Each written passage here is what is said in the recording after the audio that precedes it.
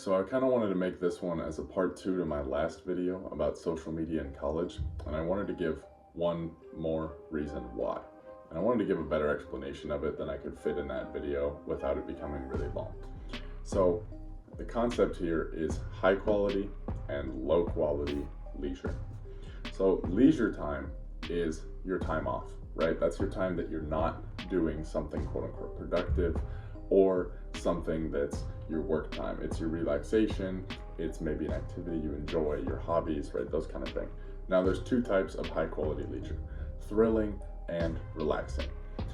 Both make you feel better afterwards, but thrilling are things that are going to be more stimulating, you know, your body's engaged, maybe you have some adrenaline going, and these are everything from like riding jet skis to like going for a bike ride, things like that, maybe even just a walk.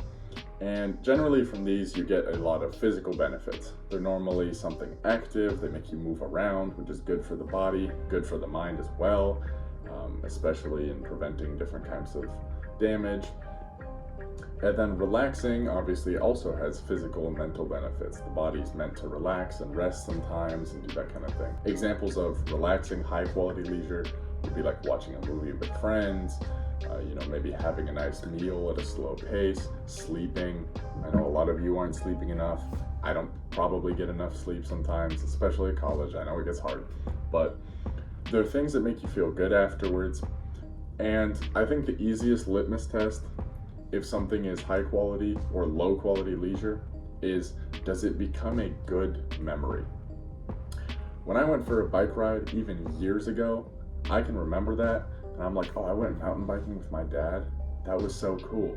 It becomes a positive memory that's something I like to think back on, and that overall can kind of help your mood and you're like, oh yeah, that was a great time. Low quality leisure is the exact opposite of all of these. It makes you feel worse afterwards. So junk food, short form content for long periods of time, right?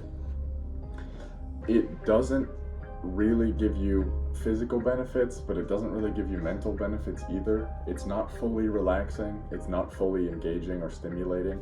It's somewhere in between. You're mentally stimulated, but you're sitting and relaxed and scrolling on your phone.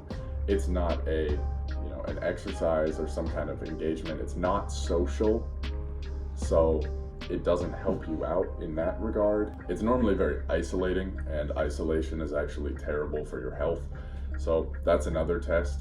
Most things that are in the high quality leisure, especially the thrilling ones, tend to be in groups, whereas things in low quality leisure tend to be alone, and not in a relaxing alone kind of way, like reading a book or going for a walk, but in the sort of lonely alone kind of way, like you're sitting on your phone scrolling on TikTok at 2:43 in the morning when you know you should be asleep.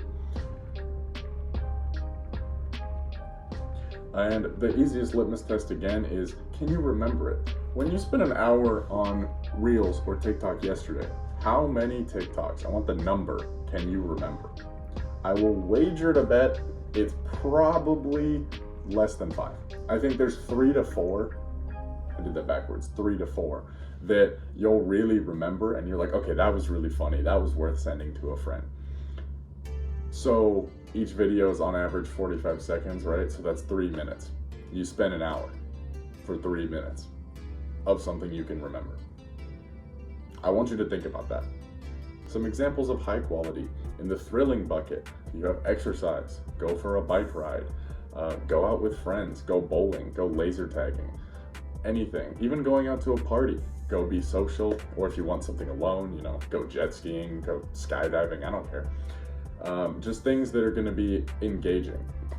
And then there's relaxing ones, and they could be engaging or not. That could be like gardening, you could go for a walk, you could go read, you could, you know, go play a game with your friends, whatever it may be. Even sometimes watching a movie alone. Long form content I have no problem with. I think, you know, especially movies I like because they help you really engage with the story. You're trying to understand what's going on. It's kind of artistic and how people present it. I mean, I'm not like a cinema guy, but you know, I see the value in that. Whereas a bunch of short videos does not give you the same kind of effects.